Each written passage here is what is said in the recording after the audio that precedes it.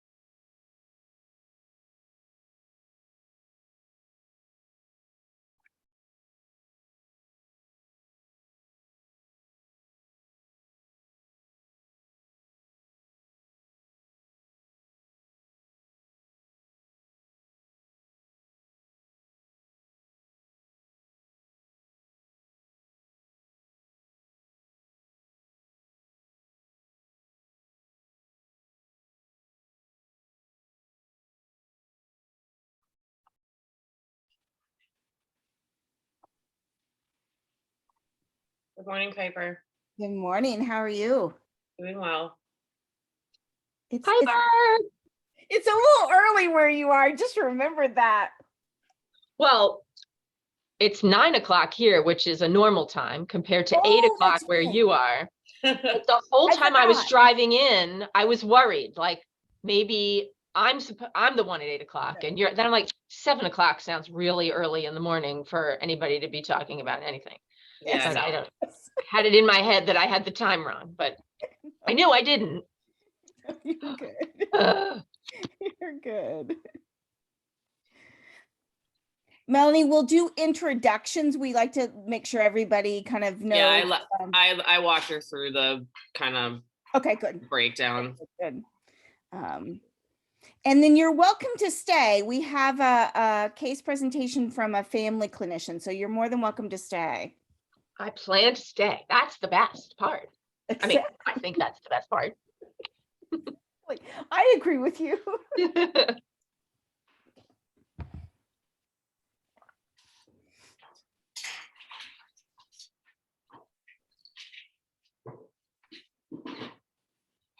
People are rolling in slowly, so we'll wait a few minutes before we get started, just like usual. Give people a little bit of time to get in and get settled.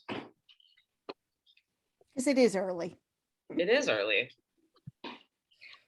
Well, and so I live here outside Baltimore, but I grew up outside Philadelphia. So I'm having a big week.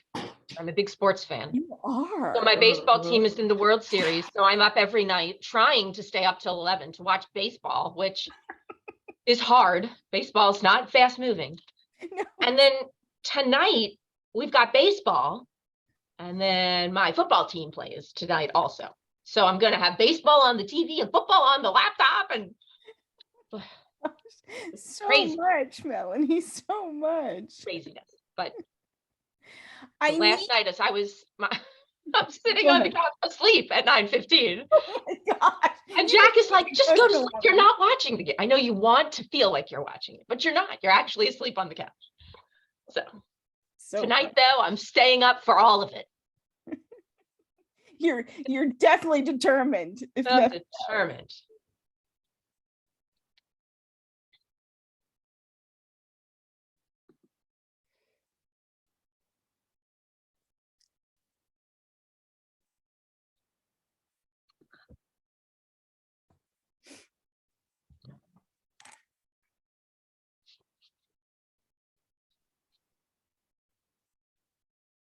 So this is part of your learning health system.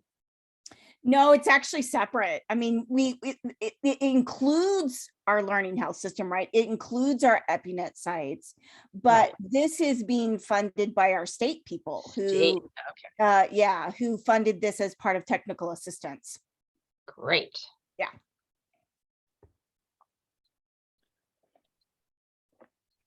I need to do an email introduction, Melanie, because one of my and Carissa's collaborators we've been working on adapting the materials for bipolar disorder moved to Johns Hopkins. Oh, all right. So I need to do an email introduction to you, a psychiatrist there who's fabulous, who left us. Well, we have two of our programs, our FEP programs are through Hopkins. Oh. So we'll take any people who want to be involved. I will then definitely. Yeah, I'll definitely do that.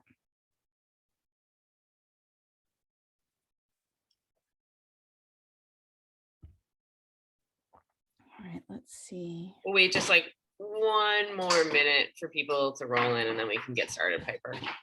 Okay. I just wanted to make sure Orly was on, which I am not seeing her.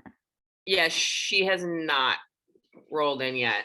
She sometimes is like a few minutes, comes in a few minutes later. Okay. So we can wait a few. Let's give it another minute and then we'll go ahead and do introductions.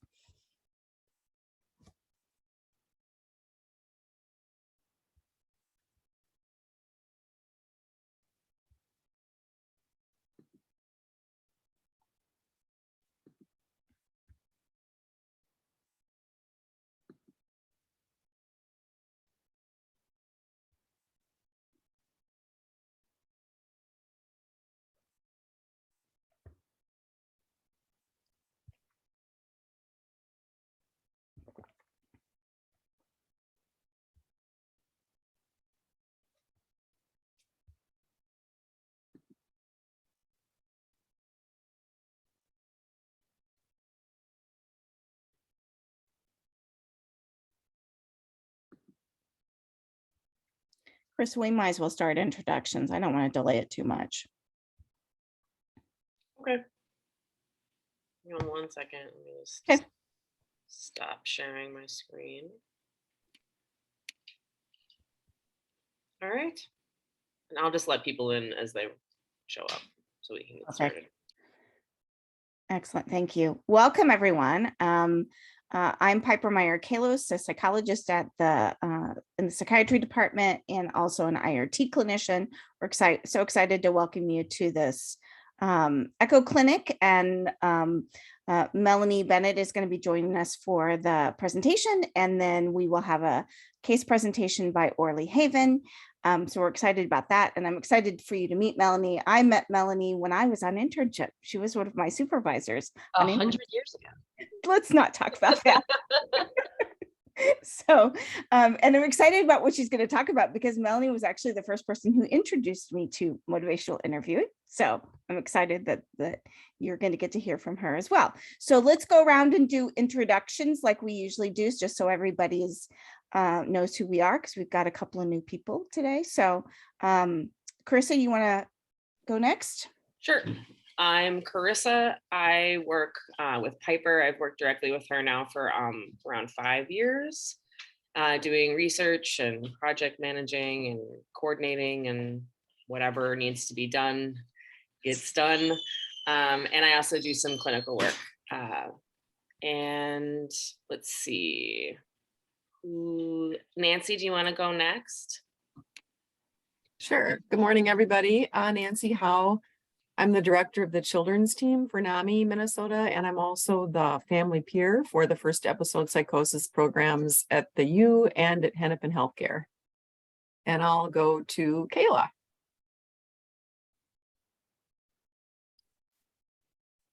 Mute. Hi, I'm Kayla Polson. I'm the program supervisor for the child and family team up in Duluth, Minnesota, as well as the team lead / family education for the first episode psychosis team here. I will go to Amy. Hi, good morning, everyone. My name is Amy. I am working as an IRT clinician at the SLP clinic, and I will pass it along to Max. Good morning. My name is Max, and I'm a clinical social worker. I work at the Strengths program at Riverside as a family clinician, and I will pass it to Bridget. Good morning. I'm Bridget. I use she, her pronouns. I'm a clinical social worker, and I'm doing diagnostic assessments for the FEP program, practicing out of St. Louis Park. And I will pass it to Melissa. Have you gone? Unmute myself. My name is Melissa Dalho. I'm a clinical social worker. I'm program director of our Navigate program with the University of Minnesota out in St. Louis Park. I'm going to pass it to Anne, who I'm excited to introduce as our new IRT family clinician. Excited to have her start. I'm Anne, and I'll be at the St. Louis Park Clinic doing IRT and family work. Thanks. Your mic is a little quiet, just so you know, Anne. I'm on this new computer. Oh, there Sorry. we go. Now you're Okay. Now you're normal. Okay. Yeah. So You sounded like you were in like you sound like you were at like the far end of a room or something. Oh, okay. But you sound normal now. Okay, great. Glad to be here. Thanks, everyone. How about Orly? Morning, folks. I'm Orly Haven. I am at the Navigate program in St. Louis Park, the family clinician. And for the first time in 5 years this morning, my neighbor blocked me into my driveway in the alleyway. It was very odd. So apologies for arriving late. I mostly work with the families of our clients at Navigate, but I also am involved in the ramp process, doing assessments for our first episode psychosis programming. And I honestly do not know who has gone already and who hasn't. Apologies. Nasteha? Hi, everybody. My name is Nasteha, and I am a Master's of Social Work intern through the Strengths program at the Riverside Clinic. And I mainly do IRT with clients. Excellent, thank you. And I think Heather. I think it's Heather Newman. Oh, Yeah. hi, it's actually Helen. I noticed. Helen, I apologize. I took a guess. I No, thought, no. oh, I think it's Heather, but no Heather worries. is way more likely than Helen, but yep. So yeah, my name is Helen. I'm a clinical social worker. I work in Cedar Rapids, Iowa, in a community mental health center, and I am the IRT therapist for our team. And I think Liz, you, before we get to Melanie. Yeah, I'm Liz. I'm also in Cedar Rapids, Iowa. I am the team lead of our first episode program here. Okay. Oh, we'll get to Andrea. Yeah, we just had Andrea pop in. Andrea, can you hear us? There she is. Andrea, doing quick introductions. Sorry, I'm all screwed up here. Okay, I'm Andrea Botzett from Department of Psychiatry, Twin Cities. Excellent. And Melanie, you are up. Great. Thanks. So hi, everyone. My name is Melanie Bennett. I am from the University of Maryland School of Medicine. And my time is probably a lot like Piper's, where I do early psychosis work in the psychiatry department. And I'm the lead of the group that's funded by the state to do training in the state of Maryland. So I wear a number of FEP hats. But what I've been asked to talk with you about today is, I guess, some tips around using motivational interviewing to do what I call is have productive conversations about substance use. So let me start by asking a few questions. So I'm going to assume that most of the people here in your role, all your different roles, talk to people who are using substances, I would guess. And that could be anything. It could be tobacco or alcohol, or in early psychosis, it's often cannabis. So that's a good assumption that in your world, you have conversations about substance use. Okay, good. I'm also going to assume that some of those go really well and others, some of those don't go so well, which is fine. That is what happens to all of us. So I do a lot of thinking about this in a couple ways. One way is like, how do we just get people to basically to do what I want them to do, which is to reduce or stop doing all of those things and improve their health. And then how do you talk to people when that's not the right approach, right? If somebody comes to me and says, hey, Melanie, I'm ready to quit smoking. Will you tell me how? Oh, it's terrific. I know 100 ways. And the two that'll really work, which is great. But most of the time, you're engaging in more of a conversation that's likely to be ongoing, at least for a little while, as somebody figures out what's going to be right for them. And so that's why I think about this as having a productive conversation that leads to another conversation that leads to another conversation, where there's less of this. I want this, but I want this. You don't know, neither do you. And more like this, where we just talk about this and we convey understanding. It turns out that less of this and more of this actually helps people make changes. Who would have thought? So, okay, another question.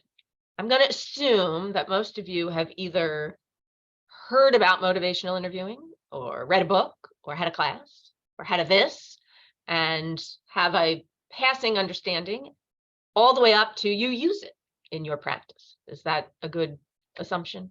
So we're not starting from total zero, which is, we are, that's fine too. Here's my plan. Oh, I don't even have, oh yeah, I do have some objectives. These are not really the right objectives, actually. Okay, here's my plan. I thought we will do a teeny bit of background on MI, like one slide. And I've selected 5 skills that I think are useful to have when you want to have productive conversations. And the slide deck is large because what I've done is I've made a couple vignettes. They're not all substance use focused, actually. They're just what I think are good illustrations of using MI.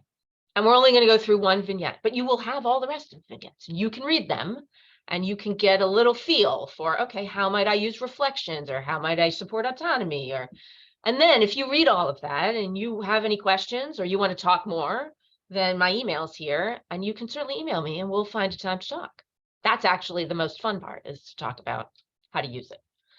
So if that sounds okay, that's my plan. I will make a plug for just a few resources.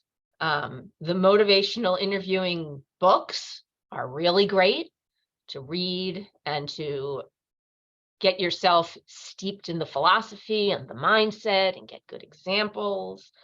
The practitioner workbook has a lot of exercises that you can do on your own, like they're written.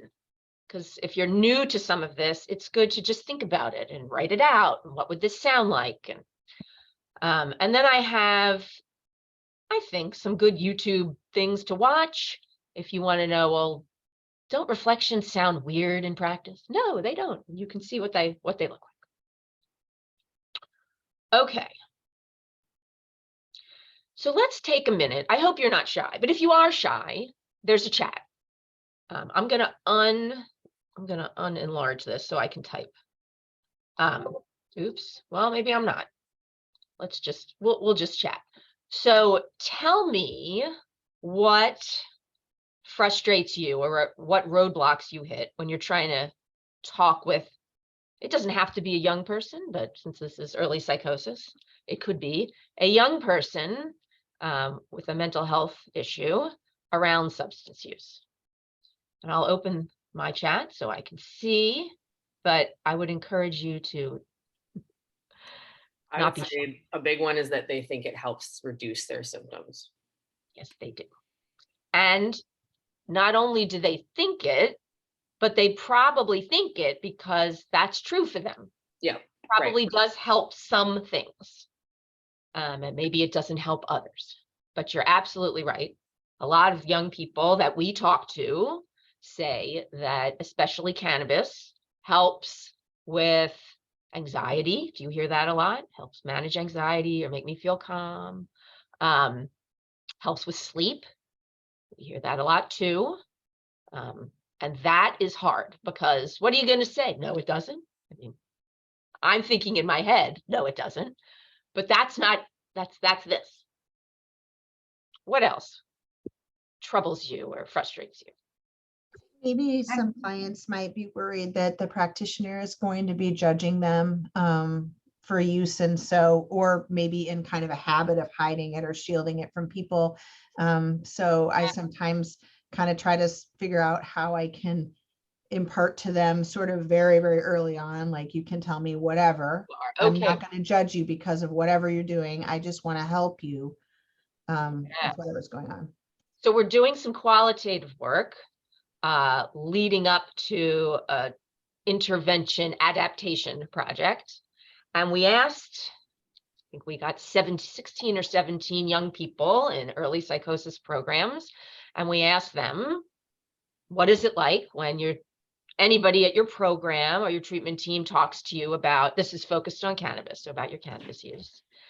And I'm thinking of one quote in particular where the young person said, there's this judginess. They think that they know what's better and that if I use, I'm going to be out of control. And I remember another quote where a young person saying they didn't tell the treatment team for a while that they were using cannabis because they were worried that then they wouldn't be able to come to the program. And for us, we're like, oh, we don't want that. That's not what we're trying to do, right? We're recovery. Come no matter what. We're going to work with you. I see in the chat lack of insight. Yeah, especially around psychosis symptoms, right? So that's where I know that that's what I see. So people are using cannabis and their psychosis gets a lot less manageable.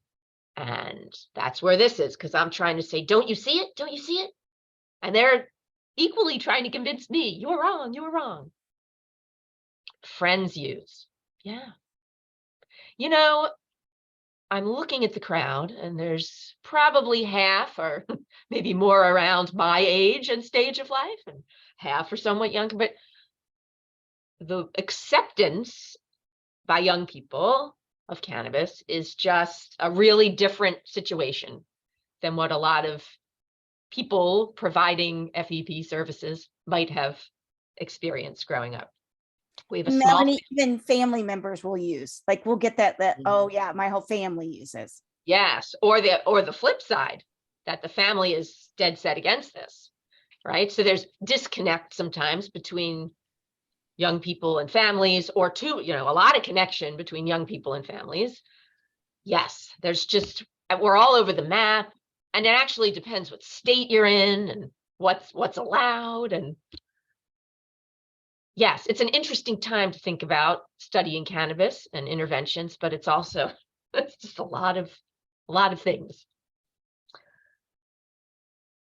I also think about the legacy of our government's war on drugs and the inherent racism that underpins that war on drugs, and then the subsequent sort of reactionary approach is sort of the story in popular culture that cannabis, especially for a whole segment of folks, they think it's like, God's gift to us. It's actually medicinal and it's healing and stuff like that. And so there's a lot of opinions, and very complicated opinions tied up both in this legacy of systemic racism and oppression, and tied up in spiritual practices. And then there's also this burgeoning attempt to do legitimate research. And there's a lot of research on cannabis related to treating PTSD, and that gets extrapolated to other mental health diagnoses and symptoms. And it's so complicated to untangle that for people when you're one person working in a specialty program, taking a very specific approach.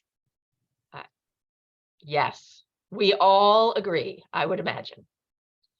So this slide lists this versus this. And how I view this is, we're in this. So, okay, let me back up for this slide for just a sec. So there's a range of use, right, in the young people that we work with. Some are none, some are just using substances, which, if you're 21 and things are going okay, it's all right for many people. And then maybe people are veering into problem use. Some people have a substance use disorder, and we have to be careful, right? Not all use is a substance use disorder. And there could be differences of opinion on what's going on with a person's use. Now, in first episode psychosis, you can see what we have here. Most young people are reporting some lifetime use of tobacco, cannabis, or alcohol. Current use is very common at entry into FEP treatment. So the 2019 study is the Navigate RCT. On Track found, so On Track New York, when they look at they have a big statewide FEP operation going on. I think for cannabis, they had 40% enrollment. We're just looking at our data in our regional hub, which is Maryland and Pennsylvania. Now, we started collecting those data January of 2021, which is kind of a weird time with kids not in school and college students not on campus. So best we can tell from our messy data at this point, we're almost at 25% who report use in the last month when they show up to one of our programs. But it's not uncommon for people to have an alcohol or a cannabis use disorder. And you can see for alcohol lifetime and for cannabis lifetime and current. So what I'm thinking is that we're not talking about every FEP young person, but we're talking probably about, I don't know, 17, 20, 24, 30% who come in and they're using and they keep using throughout treatment. And that's where they're getting something out of it. And we probably would like them to think a little flexibly and maybe lay off for a while, and because it complicates the treatment. And that's where I take the approach that any conversation is an opportunity. And this is not something we're going to change the minute somebody steps into the program, and that's okay. Okay, so if anybody's done any reading on MI, you know that the goal is to help people who are on the fence, who are feeling two ways about something, or even to work with people who are not thinking about making a change in their substance use, maybe come to appreciate some of the complexities it's bringing to their life, and give them a little more flexibility to let in some of those ideas. So a person-centered communication style. What we're really trying to do is talk with people and listen to them and evoke from them what's important to them, and then listen some more. And it's that acceptance and that listening that really allows people to open themselves up to think about things in different ways. The two things I like most is that MI assumes that being on the fence about a change is natural. I invite you to think about any change you've ever had to make in your entire life. It's not psychosis, it's not addiction, it's not mental health, it's humans. We don't like to change. Change is hard. Now, maybe you had a change and you woke up one day and one thing was behind you and the next thing, and that's amazing. And that does happen. But it's likely that all of us have had something that took a little longer, or maybe we're still working on it now. So I like that mindset because it reminds me that this isn't a thing that that person is doing and they're being unreasonable. It's just a thing that people do. Finally, and also, MI speaks to a person's own control over themselves and autonomy to do what they think is best. And I would argue that that's important no matter who you're talking to, but I think it's extra important when you're talking to young people, because that's where they're at. They want to figure things out. They're trying to be independent by and large, and coming on with a "you should do this or else" is really going to fall flat. So in the table, you will see the skills that I have selected. Now, if you go to an official MI training over a couple days, you're going to learn more, and that's fine. And if you have access to that, that's great. Or if you ever want a few more, that's fine. I have a whole nother slide deck that has 5 more skills, one with 5 more skills after that.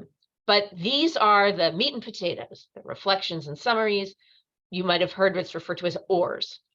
So the order is open questions, affirmations, reflections, and summaries. I list them a little different because in my head, I don't see how you start with open questions. You should start with reflections. So that's what I do. And then I like to throw in the way MI, if you're dying to tell somebody something, right? If you're a little bossy in your heart of hearts, MI is okay with, they have a way you can do that. So we'll talk about elicit, share, elicit. And then I think it's important to remember supporting autonomy. So I'm going to go through all of these quickly, and then I'll show you what I've done. I have a little vignette. I have some examples of each, and then I've kind of mapped out the vignette in a conversation. And then I've done that repeatedly for a bunch of things.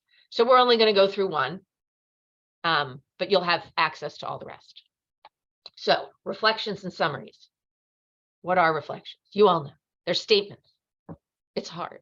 They're statements, not questions.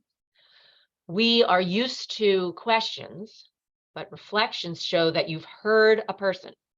And there are different types of reflections. Simple, where you're really just repeating back what someone says. And if you're not used to reflections, I know what you're thinking. That's going to sound weird. They're going to figure it out. They're going to know that you talked about MI with Bennett. They're going to say, stop it. But they don't. None of us do. You know why? Because nobody's listening to anybody. And it's really great when somebody hears you. It's really nice. Nobody's going to tell. Well, maybe somebody who's feeling a little argumentative will say, don't do all that counselor stuff on me. That's okay. Then you reflect that. When I talk like this, it sounds fake to you. And that's not what you want out of me, right? You can reflect that right back. Reflections are statements. Summaries, you collect those reflections and you present them back. Summaries are great when you don't know what to say, or you're not sure you know what's going on. You're not sure what somebody's communicating to you. It's great. Tell them what you've heard, literally by saying, so what I'm hearing is X, Y, and Z. Do I have that right? Or what else about that do I need to know? Something that invites more conversation, which is, in my head, a good introduction to open questions. Closed, yes, no. Open, Tell me about. So an open question doesn't even have to have a question mark. Tell me about this. What was that like? Is a nice open question. How did you do fill in the blank? What are you thinking about X, Y, or Z? Tell me more. Any of those. Invite somebody to share more of their story with you. And that's ultimately what we want. Now, a good closed-ended question is your friend. There is a time and a place. I'm sure many of you have spent a lot of time talking with young people in your programs who don't talk a lot. And maybe they're new and or just feeling not great. They have a lot of negative symptoms. They just don't, they're not big sharers.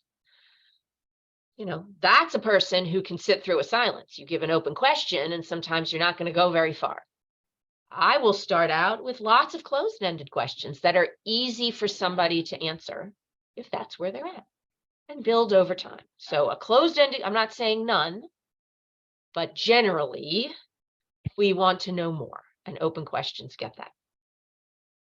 Affirmations are statements that recognize a person's strengths or values.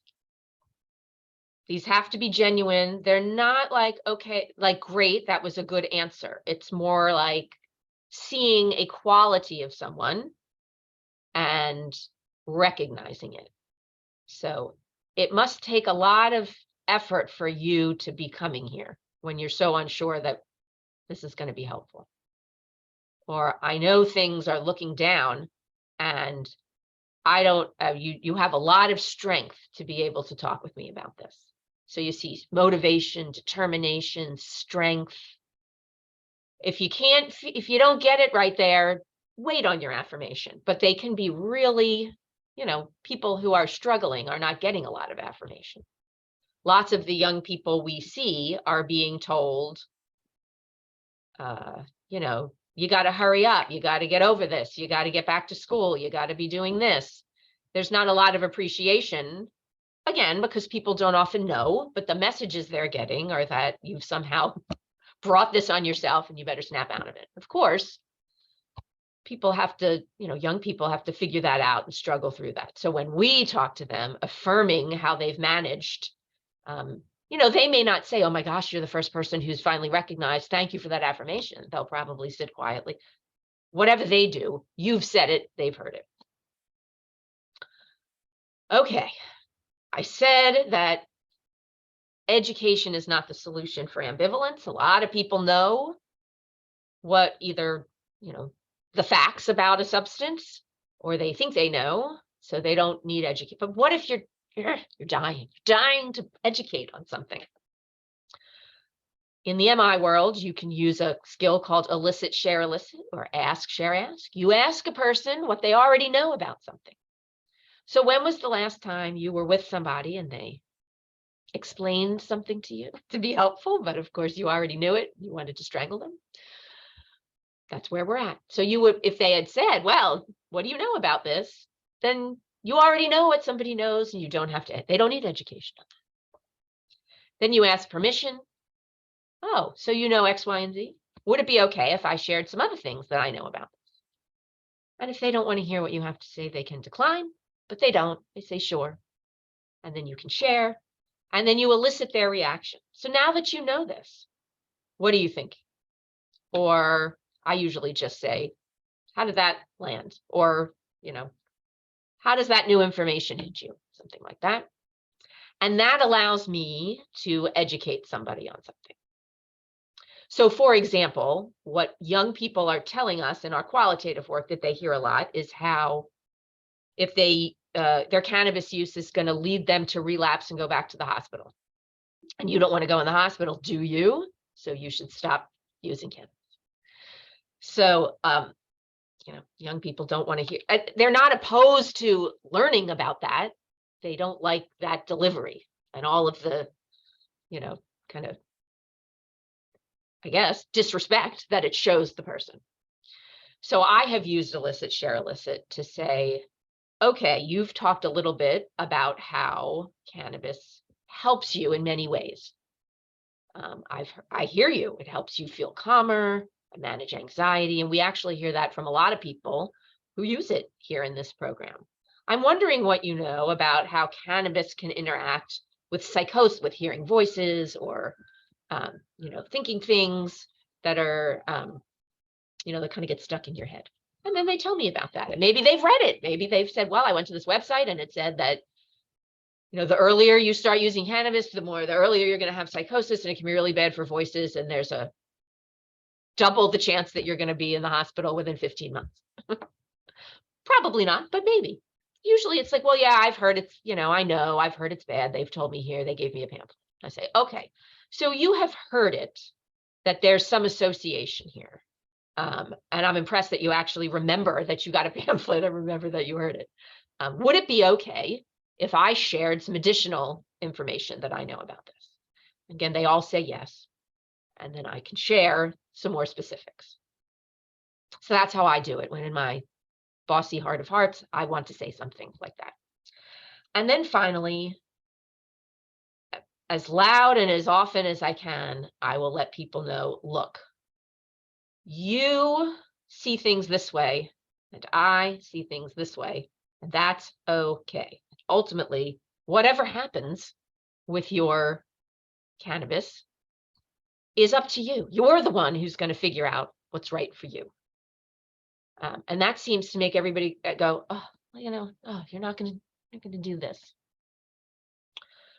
Okay, so here's our vignette. Smoking weed helps me, feel less anxious. My parents are worried that it will harm me or make my symptoms worse. I want to feel better and manage these symptoms too, but anxiety is also a symptom. So here are some reflections. The simplest reflection of all, smoking helps when you're anxious. I mean, most people are responding to that. Most people in a young person's life are saying, no, you're wrong. Anxiety is not so. There's other ways to deal with anxiety. You could do this or you could do that, which is all true, but it's all telling them what to do. So just by a simple reflection, that person's going to know that you've heard them. A little bit more complex, like getting a little bit deeper than just the word. Complex is like you're adding a little piece of what you think. You're maybe extending what they say. So it's not just paraphrasing, but it's paraphrasing and then maybe adding something on. Without smoking, you worry that you won't be able to cope with your anxiety. Sometimes a reflection is a good place to do a sneaky little MI, like steer the conversation towards where you would like to talk about, which is making a change. You understand your parents' point of view, and sometimes you wonder if maybe they're right? Some open questions. When do you find you feel the most anxious? How does smoking impact your symptoms other than anxiety? I like that one. So you've said this, I hear you. That's actually something we hear frequently. Tell me, and then I want to pivot a little bit. Tell me about these other symptoms. And young people will say, well, it can make me a little paranoid sometimes. Okay. Tell me about that. You can see the affirmation. What do you know about the illicit, share illicit? Tell me what you know about the connection between smoking and anxiety. And they might say, well, I don't know much for other people, but for me, here's what happens. But then I can say, okay, so for you, I reflect or I summarize, make sure I've heard. And then I say, would it be okay if I shared some additional information? Sounds like cannabis is your go-to way to cope with anxiety. I've heard a lot from young people about other ways they cope with it. Would it be okay if I shared some of those with you? And then get their thoughts on that. And then finally, this last bullet about supporting autonomy is generally how it sounds when it comes out of my mouth. You want to feel better and not anxious. We've talked about some strategies for managing anxiety. While I hope you'll consider trying some of these strategies, it's usually just like this, why I hope you are the best judge of what is likely to be helpful for you. So this is small, but don't squint. You see I've color-coded things, so they're still color-coded here. Here's our vignette at the top. Smoking weed helps me feel less anxious. My parents are worried, but anxiety is a symptom too. Now, normally in the world of MI, we like a lot of reflections. I did an exercise yesterday. I was part of an MI training, which was fun. I got to do the exercises instead of deliver them. And one of them was having a conversation with somebody where all you did was reflect. And I failed. Well, I didn't fail. I got 3 deep, and then I had to, the person was nodding because they were trying to be kind of tough. And then I fell back on my open question, but it's okay. So you see in red, the reflections and summaries, and hopefully you see there's a good amount of red, sprinkled with some blue open questions. You see my elicit, share, elicit. So here's our vignette. It doesn't have to be a clinician. I guess this was for clinicians, but it could be anybody on on a team. Smoking helps you feel less anxious. There's our simple reflection. And our young adult says, yes, I feel anxious a lot. You can appreciate that smoking may not be the best way to manage anxiety, but you just want to feel better, and smoking does help. Our young person says, exactly, I haven't found anything else that helps. What have you tried? So far, you haven't told them to do anything, and that's amazing. Let's hear what they've tried. Well, some people tried to tell me that deep breathing would work, but I don't even believe that. I try to distract myself, but I wind up even more anxious. And so then I feel like this blue, I've got my colors wrong. This blue should really be red. This is really a reflection. So distraction makes it worth. You're not sure about breathing exercises. It kind of seems weird to you, and like that wouldn't work either. What else have you heard about? So this is where I'm starting my, what do you know about that? What have you heard? And then I'm going to ask, would it be okay if I shared some more stuff? And somebody might say, well, you can say whatever you want. It's not going to change my mind. I'd be like, hey, I hear you loud and clear. You like weed, and it really works. And you don't know that you're really going to get that kind of result from any other strategy. But I'm going to share a few anyway. And then I share. It won't change my mind. That's okay. Whatever changes you decide to make will be totally up to you. Then I share some strategies, and we go on and on. I managed to fit in an affirmation, right at the end. You're keeping an open mind. So we're coming up on my half hour, I think. Here's another one. So you can have access to all. I can send it in a PDF, or Carissa, I think you have the slides. It's fine.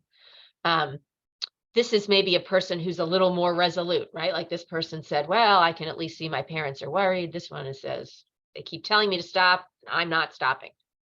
And sometimes all of us can feel stuck by that because they've put a foot down, but that's okay. Our goal here, remember, is productive conversations.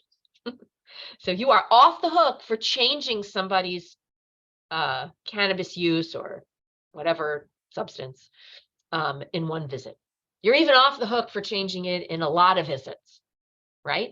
But if you keep it on the table and it's something you can talk about and they know that you're not going to judge them, I think you've already won. There's a good amount, well, a little bit of qualitative and some other research to suggest that as people keep involved in our programs and they experience all the other great things we offer, and maybe find a medicine that works for them, maybe get a little back into the things that matter to them, they are more open to and more likely to make changes in their substance use, right? So the mindset is the substance use change should come first, and then all the rest will follow.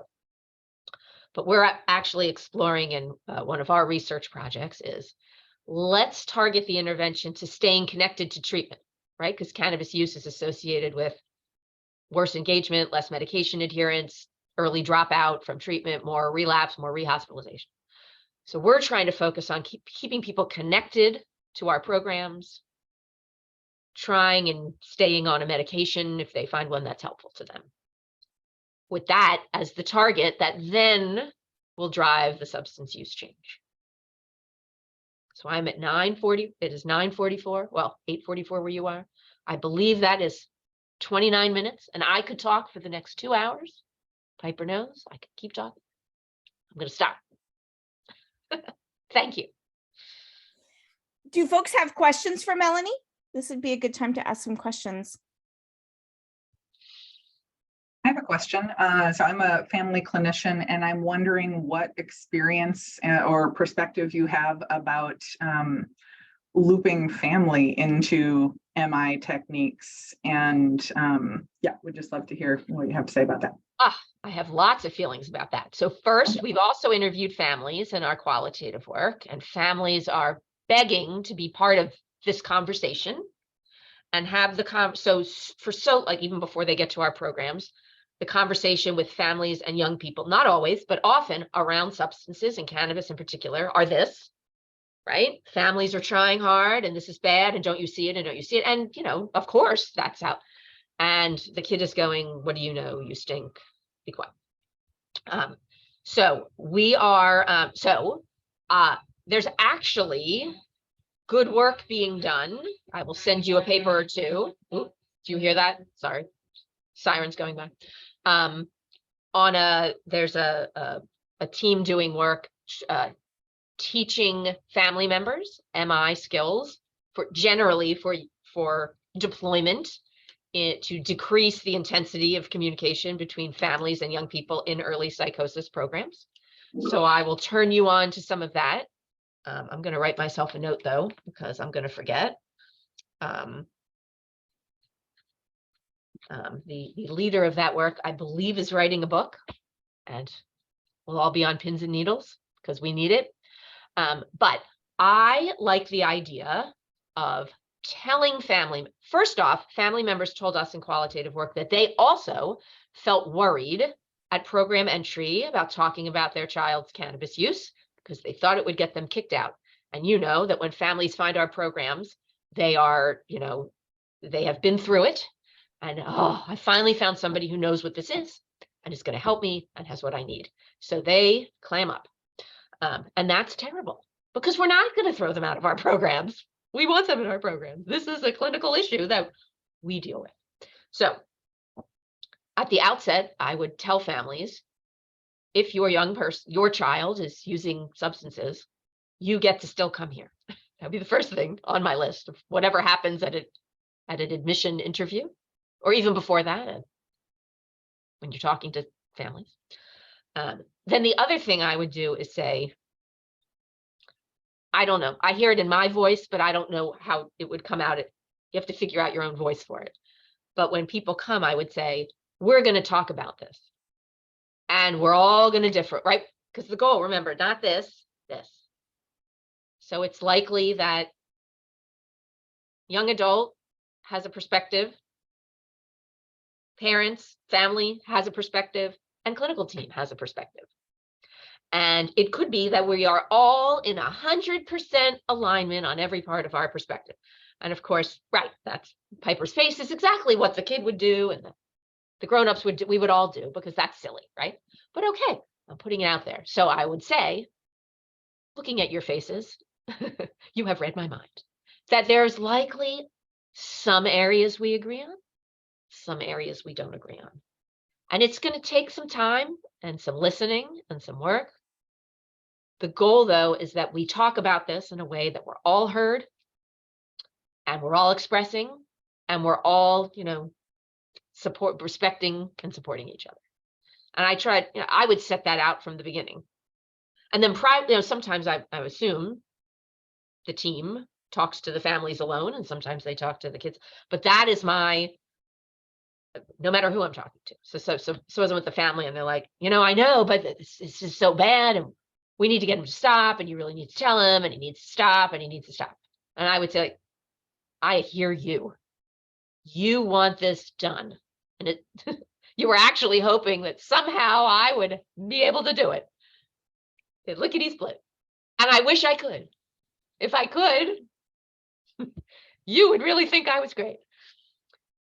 The fact is, though, that if we don't figure out a way to talk about it together, we're not going to get anywhere. And then I would say the other thing that I know is true is if we can keep your kid connected to this program and working with us on the things that are important to them and getting them involved with the employment specialist or the school person and working on recovery, that for many young people, I can't read the future for your young, for many young people, substance use tends to go down a bit because they're getting good things, good feelings. They're feeling better, and then they're doing well in other ways. And that's the approach of our program. Now, that's not to say, and then I'll tell the young person, we're having a conversation. My parents are on my back about this and whatever. So, same kind of thing. You know what? You have a way you see it. Your parents have a way that they see it. And I have a way that I see it. You and I don't agree on this all the time. What we're trying to do is listen. And so whether they're together or whether they're separate. I really commonly bring in the conversation about stages of change to family. I find that's really a critical part of being able to continue dialogue when family has a very oppositional point of view to child. Yeah.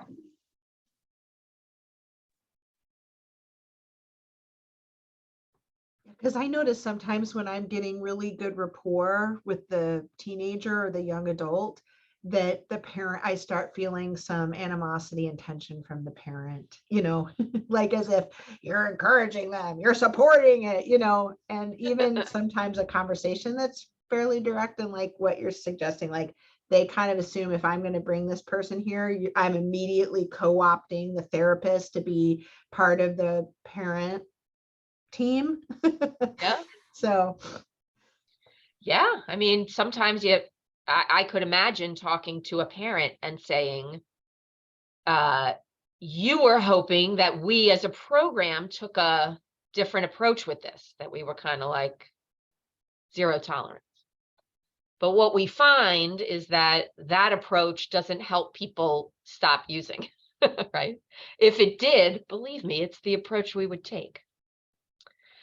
A lot of times families are feeling that way because they have been through a lot and they finally find us, and I could imagine them worrying this isn't even gonna help, especially if they think that it's the drugs, that it's the cannabis that's really doing it, right? So yeah, I think I would try and steer a conversation more around I have the luxury of not having lived in your world for the last 5 years before you found us. So sometimes getting at that experience, that's where this is coming from, right? I thought you were going to get him to stop, but you're not. You're actually telling him it's okay. We have time for one more question probably. And then I want to give Orly her time. I feel like Anne has something. Yeah, can you hear me? Yep, we can hear you. Okay, great. So one of the things that came up for me, and this is a comment, sorry. I was just, well, it is a question, I guess, too. So sorry. But like those motivational interviewing techniques you talked about using with the individual experiencing the psychosis could also be really useful with the families, right? So like, as you were talking about, like when you mentioned just as gentle as like saying, so do you know about the information related to, using a confrontational method when it comes to substance use? Would it be helpful for you to understand a little bit about what I'm trying to employ here? I'm just thinking like just a little bit of like reflection for what they're experiencing would go a long ways so that you're not triangulating, right? MI has been used for everything. I mean, okay, not for everything. There has to be some kind of change around some behavior that we're shooting for. But the philosophy of MI, where you listen and you have compassion and respect and support people's choices, even if you don't understand them all the time, that's a philosophy that travels well across clinical domains, across people.